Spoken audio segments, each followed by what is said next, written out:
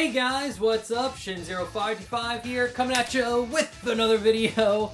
And today's video, I want to talk about a topic that I absolutely love, and that's the Power Rangers. And I actually have in my hand here my original Power Rangers Lost in Galaxy Saber that I had when I was a kid. In fact, it's actually broken. There's supposed to be like this diamond, this yellow diamond shape here.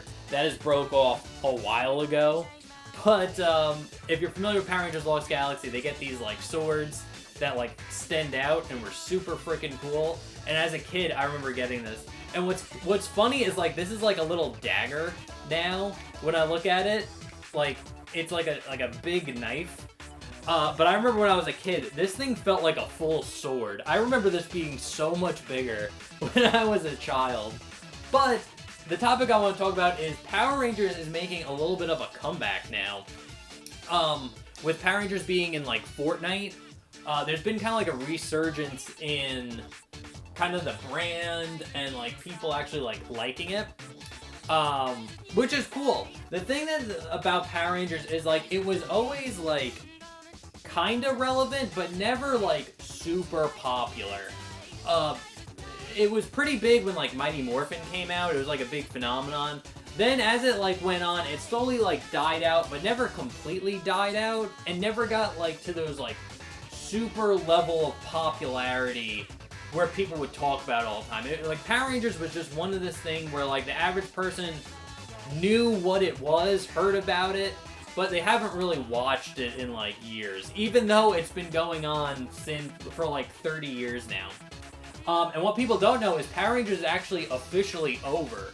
Like, the whole, like, from Mighty Morphin to, like, was it Dino Knights was the last season? Whatever the last season was, I think it was, like, 16 seasons. It's officially over. Like, Power Rangers is over. The story's done.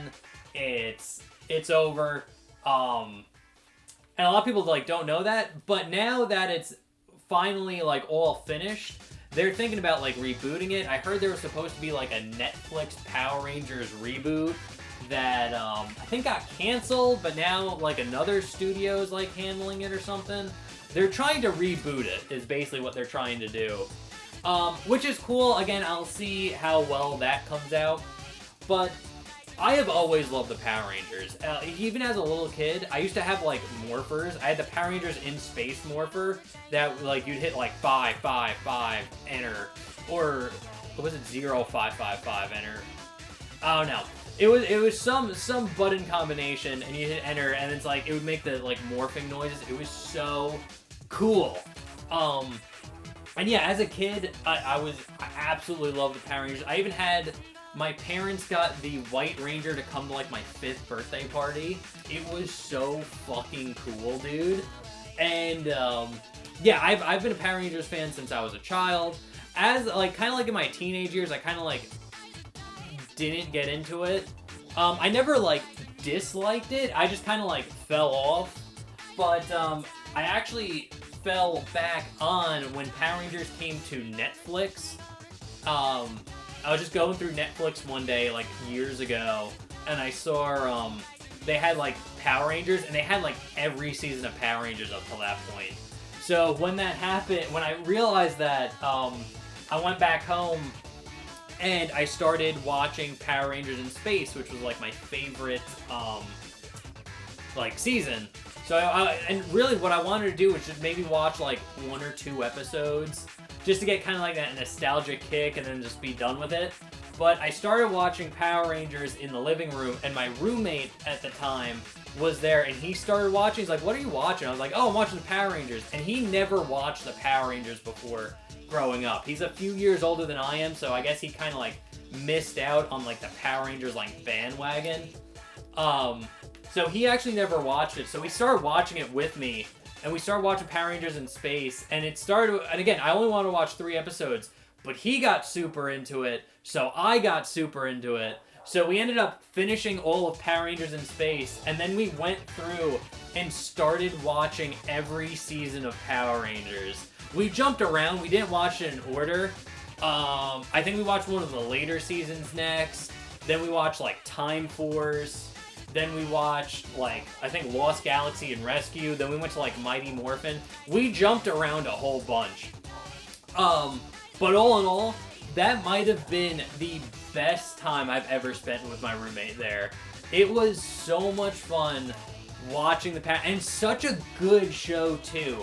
I think what makes it so good is it's very like formulaic, but they will break the formula every now and again, and when they do it, it's so cool. And you get like, you weirdly get so invested in like the characters and the stories.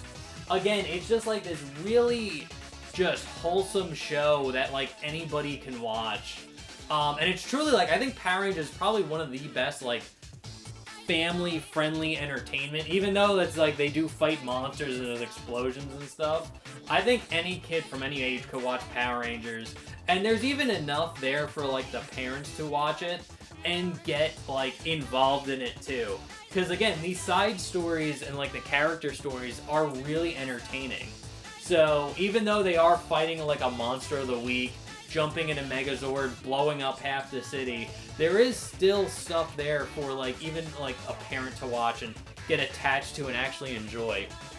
But yeah, no, I love watching the Power Rangers, and I'm so happy it's like kind of getting like a resurgence now, and people are actually getting into it.